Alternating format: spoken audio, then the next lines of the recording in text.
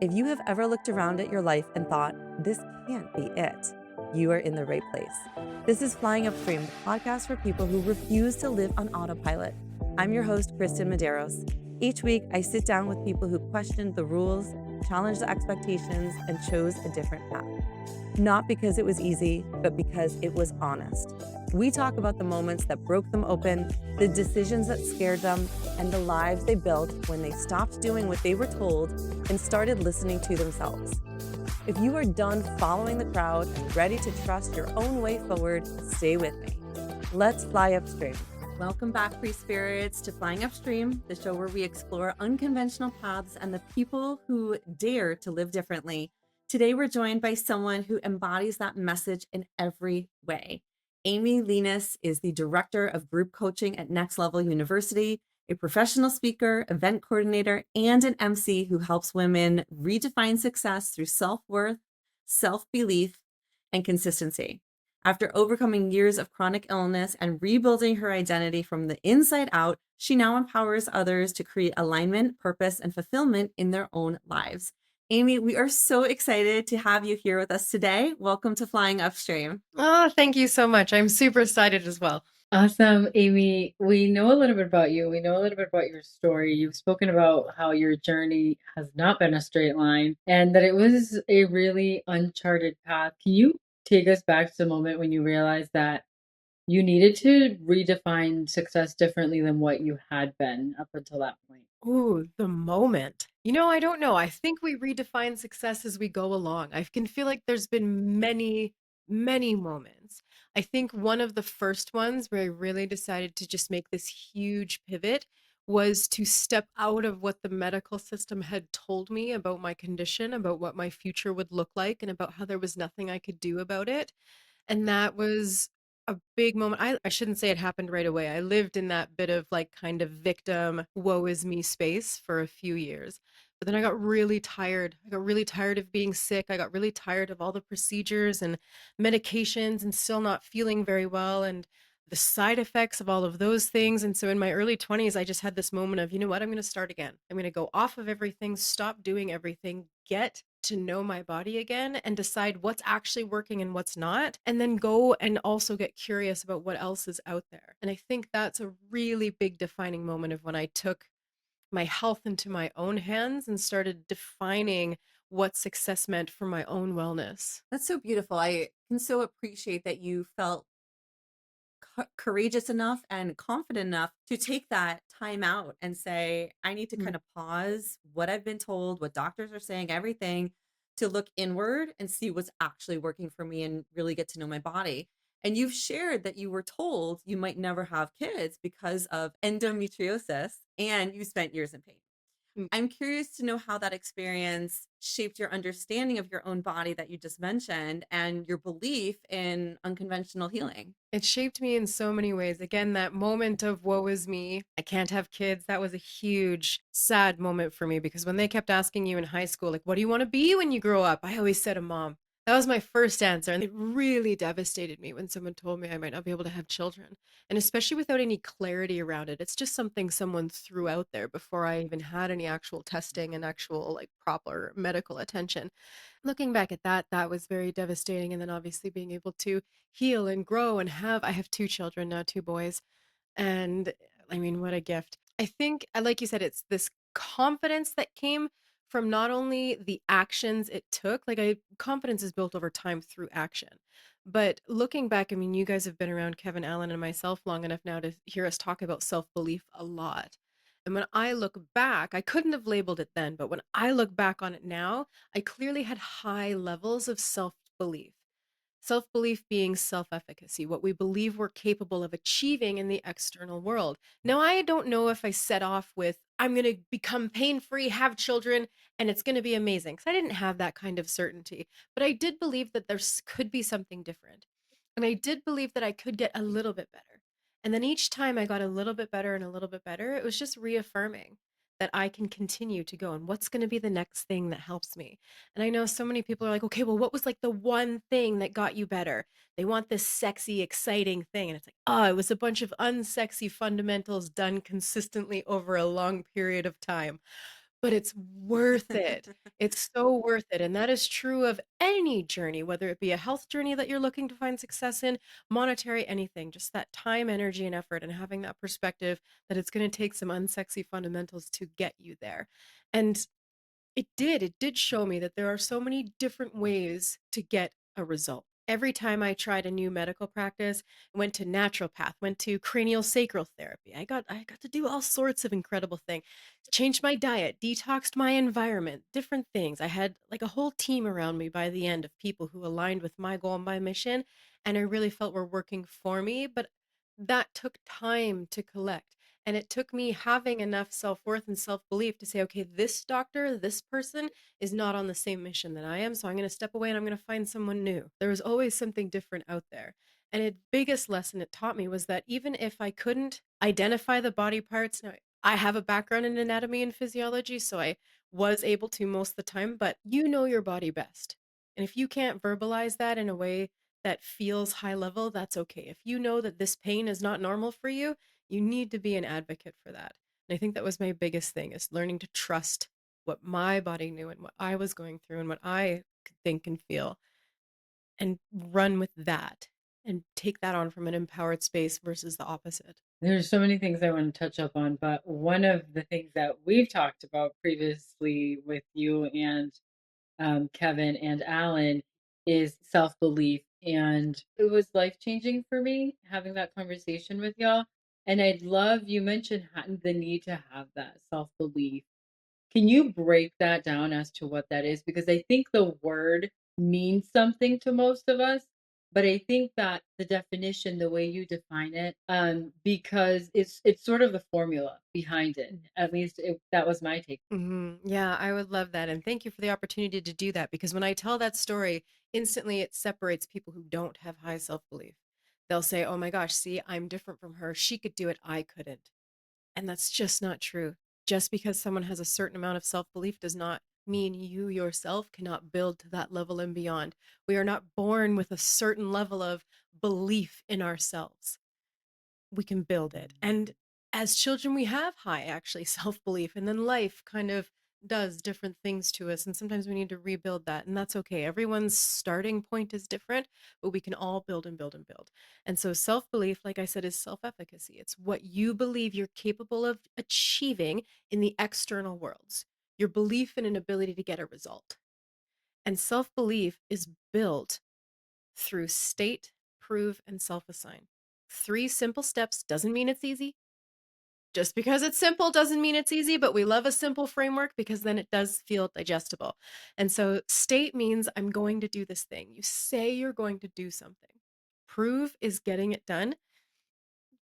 Self assigning is that self celebration moment, that moment where you build it into the identity of, hey, I said I was going to do this excuse me, and I did it. And we can run this formula every day. Everyone comes into our coaching programs and things with different levels of self belief. And when I meet someone, let's say I have a woman with really, really low self belief, I challenge her to do that formula with some of the most simple things she does in a day that she can't give herself credit for, even those little things like laundry, like personal hygiene and care.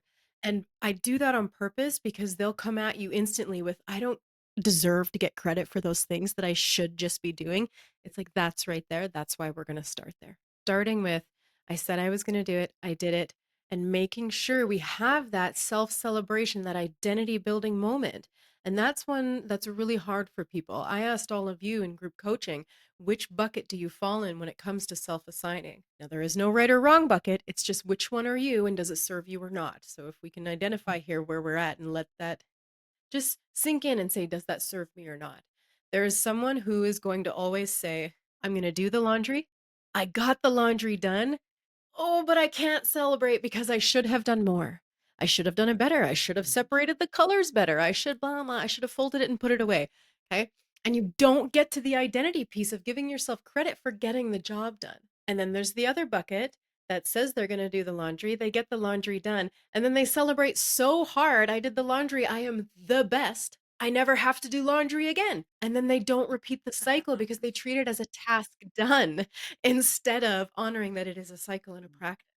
So, no right or wrong, but which bucket are you in, and how is it not allowing you to build the identity you want to build. It's really interesting you bring this up, Amy, because I think I'm definitely in the first bucket where I don't believe I should take credit or celebrate for all these things. Like laundry has to get done. If I don't do it, literally nobody will do it. Grocery shopping, getting lunch ready for my kids, all the things, right? And I'm like, no, it just has to get done. This is part of life. Like if I don't do it, it won't happen. And then other people will suffer because of it. And for me to try to get to that stage you're talking about, which is actually celebrating all these achievements that I said I would do the laundry, I did it, great, I can celebrate. It is tough, right? It is a huge mental shift. And we know that when we're growing and transforming, there's discomfort in that, right? We like to stay in the place that we're in, and it's difficult to change. Why do you believe that discomfort is actually a really important part of transformation? Like, why is that so necessary? Oh, it's the most important. It's the most important piece. And if anyone is on this path of self awareness and personal development and getting better and reaching that next level, if you will, pun intended, and you're not uncomfortable, you're not playing hard enough. You're missing out somewhere. There is something that you are not doing that is challenging you enough. You are staying in the comfort zone, and nothing changes in the comfort zone. It's a wonderful, beautiful place. And we have created that zone of comfort, of safety, of like, it's such an important place to have. But if you picture the comfort zone like the center of a target, and then the next layer is the growth zone. And then the third layer out here is the anxiety zone. And you get really comfortable and confident in knowing which zone you're in, you can really start to leverage that. So, comfort zone is great, but no growth actually happens there. But if you jump from the comfort zone to and skip the growth zone and go to the anxiety zone, you take on too much. You go to from 0 to 10 in something. Say you've never done laundry in your life and now you're doing 10 loads and you don't know how to do it. You're going to go back to the comfort zone and convince yourself that laundry is not for you. I am not someone who can do laundry. I will never do it again. It's not for me. When in reality, you didn't just take a step from your comfort zone of what you know into the growth zone a little bit, dipping your toe into something that you don't know, and you can expand with growth, with a little discomfort, but not all the way out.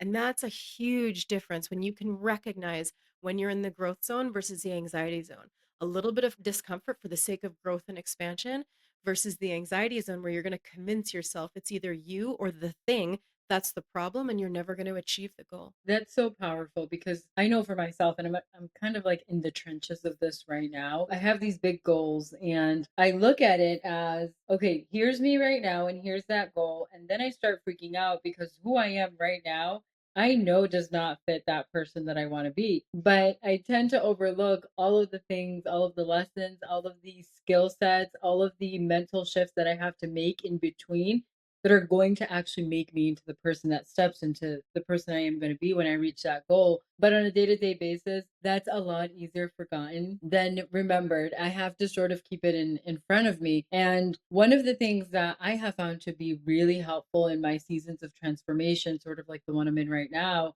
is use sticky notes, and I'll put them in front of me everywhere to remind me, like, hey, this is a process. Like, hey, you're in the trenches. Like, this is a process to where you want to go. And I just want to throw that tip out there because it can seem very overwhelming. But coming back to those steps and what it takes to get to where you want to be, and understanding that that's a process. You are a whole powerhouse. You are a homeschooling entrepreneur who just moved across the country with your family. How do you find that balance of nurturing your business, nurturing your work, your kids, educating them, your partner, your relationships, and your own energy? Alan coined a term after me. He's like, you're not winging it, but you kind of wing it. He's like, I'm going to call you high level winging it. And now we use that term all the time, which is also so funny. But honestly, my secret is letting go of the word balance. Balance is actually just this BS term that we chase and think we can achieve, when in reality, it's a load of crap. We can't get there. Balance means you can equally be all things all at once, but that's not possible. I can't equally be mothering at the best of my ability right now and be on this podcast to the best of my ability. Now, mothering's a slight poor example because we always have mother hat on, but I am not sitting there present with my children right now. I'm here being present with you. And so I love the word harmony. I love that we can flow in and out of the hats we wear and to give ourselves permission to do so. So my favorite is the analogy of the spinning plates. Alan uses balls and stuff. It's the same. It's the same principle. I like the spinning plates because I can visualize the people holding the sticks. We all have spinning plates. We all have different hats that we wear, especially like you said, women, when we're in charge of our children, our household, our careers. There's so many different things, our own care. And all of those take my time, energy, and effort. But I need to know which ones are the most important, which ones are not the most important, which ones need my attention and when, and then which ones just don't. And so if you can picture all of those plates, picture only 3 to 5 of those plates glass. The rest are plastic. And we like to think that stuff is more urgent and important than it is. No, I have like 50 glass plates. No, you don't. You don't need to. Lots of them can be plastic and you can give them some momentum. And if you can't get back to them right away and they fall, that is okay. You can go back and pick them back up at some point when you have the capacity to do so. But what you really want to focus on flowing between is those glass plates that are your most important. So this morning, children, giving that so much time, energy, and attention. I gave that plate so much momentum this morning that I can step away, trusting that that's going to keep spinning until I can come back. Because right now I'm in my passion, my purpose, and my career, and I'm spinning that plate. And then later I'm going to pull out of this and go back into family mode and household mode. And those are my plates. But the secret to all of that is who's holding the plates and what happens if you fall. And so it is so important that as we harmonize and flow in and out of these things, we are constantly checking in with the self because you're the one spinning all of those plates. And so we need to make sure that we're pouring into ourself, right? You always hear you can't give from an empty cup. Absolutely. But we can. We're actually really, really good at it. I know women who are burning themselves to the ground and doing great stuff, but it's not sustainable. And I promise if you can start giving what is best of you instead of what is left of you, you will do greater things. You will be able to put more time, energy, and effort into those plates that really, really matter to you. But trust that you can't be spinning them all at once. You can give it momentum, you can step away, give the next one momentum, and find your own harmony and flow. You can't be all at once. You can't chase balance. It's a BS thing that we are all trying to chase that doesn't exist. I really appreciate how you're explaining the plates as being different materials, right? And all I could think was holding a bunch of plates and dropping them all. And you're right. So, the plastic ones will bounce. Maybe they get a little stretched. The glass ones will maybe break, but maybe not, and it's just part of it. I just think that's such a realistic image to have in our mind where it's not like everything is glass. Like if I step away from my kids, they're going to be fine for an hour. Right. It's not the end of the world. So I especially appreciate the message that we do need to prioritize. We need to be realistic about what is actually important. Kind of in that vein, I know that you work with so many women who feel stuck, who do feel like the other side of the coin where it's like, don't even know what to do. What's the point, right? This is all just a really difficult place. In your opinion, what do you think keeps people stuck and rooted where they are, even when they know something inside them is ready for more? You help them get clear. So typically in overwhelm, women come to you and they say, I'm doing too much. It's too much. It's all of these things. And I'm really overwhelmed with all of the things. If you break it down, on average, not always, but on average, it's actually they're not doing enough of the things that matter most. And they're putting too much into the things that don't. They're putting too much time, energy, and effort into the busy work and the things that they are made to think are important, and not enough time in the things that actually matter to them. And so many women never even been given permission to or taken the time to know what those things are. What is actually important to you? I need to know that the yard is actually not very important to me. I need to be able to say that because every time my parents would come over, let's say, and be like, Amy, the weeds are coming up in between your cement pathways. And I'd be like, oh yeah, I know, I'm going to do it. I'm going to get on it, this and this. When in the back of my mind, I'm like, I don't care. but you guys care and you're important to me. So now I have to take that on. And maybe I'm actually going to go give Chris crap for it because he hasn't done that thing. And I've been appointed by my parents to do that thing. And it created this whole thing. And when I really sat down with it, I was like, oh my God, I don't give a crap. I actually really like it. I think it looks kind of rural and like the little mini forests on my path. I like it. So what I learned to say, and it's so fast how people who are important in your life and are worthy of being in your life, how quickly they adjust to when you say, actually, it's just not a priority right now. It doesn't matter to me. They stop talking to me about it. After a couple times, I'd say, oh no, I like the rural edges around the yard. I don't need to weed whack that. One, I don't have the time. It's not important. And two, I don't mind it. It's not a priority of mine. It doesn't even get brought up to me by my folks anymore. And this is just a mini example of things. So when you can help someone learn what their core values are, what their core beliefs are, what their core aspirations, their goals are, and what truly matters to them, and help them start living their life through that lens, start discerning through that lens of what is important and what actually isn't. And core values is a really beautiful place to start. It can be absolutely life changing. I totally agree with that. So, as a single mom of two, the weeds thing stands very true for me. When I started living on my own and my counterpart wasn't around anymore, and I was me with two kids full time, I had to very quickly start deciding what mattered. It was the first time that I was sort of forced to decide what comes first, what actually matters, because even the 24 hours, even if I didn't sleep, it just was not enough to do all of the things that needed doing.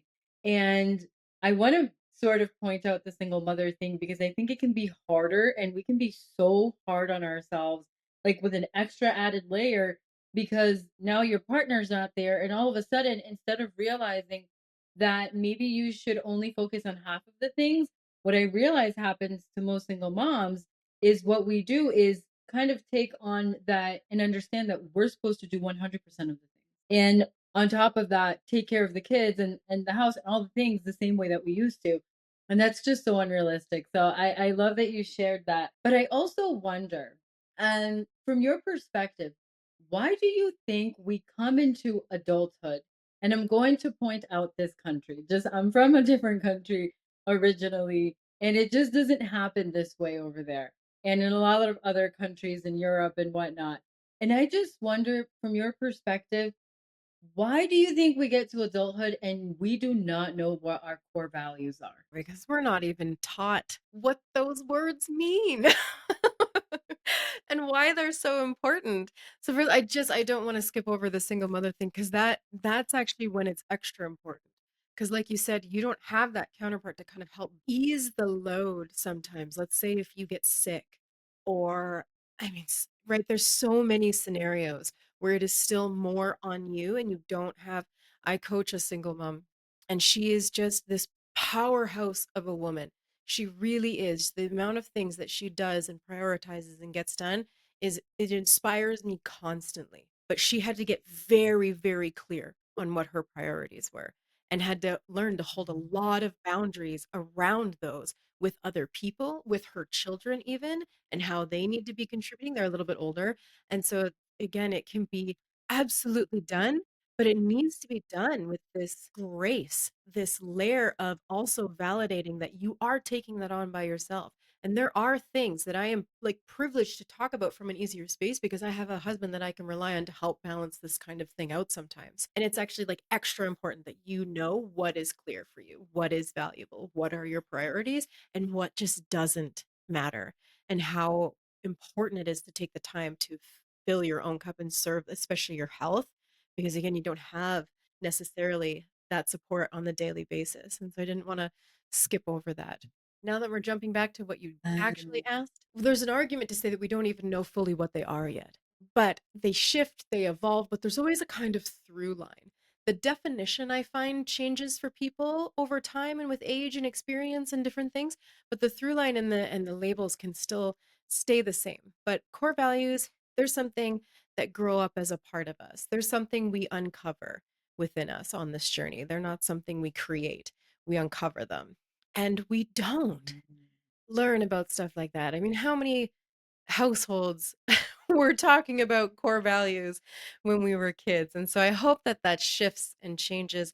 I mean, in my household, it'll be a common thing. But again, my kids, who knows what their core values are quite yet. I have ideas of the things that they value, as far as one really prefers verbal affection and one really prefers physical affection. Like he loves to cuddle and give hugs and kisses. And one really just loves to like give you compliments and be complimented. And so even there's just these little nuances to watch out for. And is that going to be a core value, or is it just a love language right now? And so it's really neat to, when you have the tools yourself as an adult, to start cultivating those in your children, or at least be aware of them so you can love them on that level. But it's just because we don't learn about those things. They weren't a priority. I appreciate that, and thank you. I totally agree with that we just weren't taught it, and therefore we get to, for me, to age 35 and I'm figuring it out. I really love that one of the things you teach is true healing begins when we stop performing and start aligning, right? So, kind of aligning our internal core values with the work on the outside that we're doing, how we're living our life on the outside. For the woman who's listening right now, who knows she's been living by everyone else's definition of success, what's the first thing that she can do today to start choosing herself again? To recognize that that's what's actually happening, to be able to sit there and say, I actually don't know what I want, what I like, what I think, what I believe. What There's so many. And especially for women, even let's use worth as an example. Women grow up with, your worth is external. You're a worthy woman if you're a good daughter, a good wife, a good mother, a good sister, a good community member, a good pack member. That's what makes you a good woman. So we're never building internal worth, and we learn to start chasing external validation. And what a hard road that is to heal. Such a worthwhile journey to start learning to build your own self-worth from the inside out, and deciding what you want to get external validation and worth from, but not it be your core thing, and not have it unconsciously run you. But it's about getting curious first. Do I even like this thing? Do I even think this is funny? Maybe I don't have to laugh at this joke. What do I actually believe? And start playing around with that. Start asking yourself the question, is this even mine? We grow up with so many different beliefs forced upon us, but as we become adults, we get to decide, do I actually believe that is true, or was that decided for me? So it's about getting curious, and you can do it with the simplistic, like the smallest things. What is your favorite color? What do you like about movies or not? Like, you can take it from just the most simplistic things and start building it into bigger things. Again, just step into the growth zone a little bit, out of your comfort zone, which sometimes we realize actually isn't so comfortable, especially if it's been a zone that was not created by us intentionally. It was created by all of these external things. And as soon as you recognize that, that comfort zone becomes not so comfortable. And you're actually forced into the growth zone to find what your comfort zone really is and to build it. It is a beautiful, hard journey to do, and it is 100% worthwhile doing. That is beautiful. Amy, thank you so much. I feel myself like I've gained so much from this today. Thank you for being our guest. We really appreciate it, for sharing your journey and everything that you do, all the work that you do every day that we both get to benefit from. Thank you so much. Thank you so much for having me. And it's been so lovely connecting with you here, and also in group coaching. That has been so wonderful. So thank you. Of course, of course. Thank you for sharing your story and your wisdom. And you are such a powerful reminder that healing, alignment, and success do not come from following someone else's blueprint. They come from having the courage to create your own. And for our listeners, if this conversation sparks something in you and you're ready to start sharing your voice in the world, come join the podcasting club. It's where we help creators and change makers grow confident behind the mic and connect with a community that truly gets it. Find all the details in the show notes and in the description. Until next time, keep questioning, keep exploring, and of course, keep flying upstream.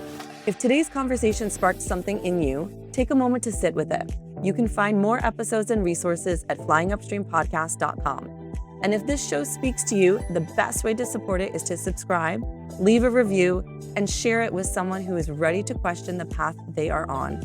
Until next time, keep questioning, keep exploring, and always keep flying upstream.